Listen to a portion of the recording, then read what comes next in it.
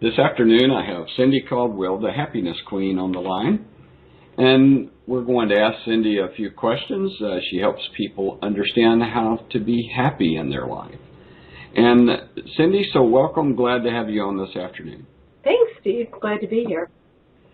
One of the things that I want to start with, Cindy, is that oftentimes people, when it comes to happiness and being happy, they have questions about things like mindset and beliefs. So if you don't mind, I'd like for you to tell us what you mean whenever you talk about mindset and belief as it relates to happiness. Well, that's an interesting question. Thank you. Well, you know, in my recent book, I talk about our beliefs. Actually, the topic of beliefs and our beliefs is one of the chapters. And I think in relative to one's happiness, it's just really important to get clear, every one of us, on what our beliefs are, where our beliefs came from, whether they continue to serve us, and if they don't serve us, what belief and what we choose to believe, what do we want in that area.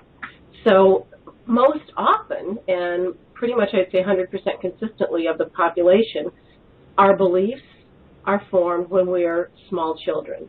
You know, almost in vitro, there's science to indicate that an embryo begins to absorb the energy of the mother before even being born, and that energy plus the things that we're taught after we're born, the things that our parents tell us, you know, being a good little girl or a good little boy, and the times that we're maybe reprimanded for doing something wrong, and then even in our young ages, you know, nursery school, kindergarten, and the silly little things that maybe the other kids say to us that at that moment might hurt our feelings, or we react to it in some way simply because that's our innate behavior and our reaction.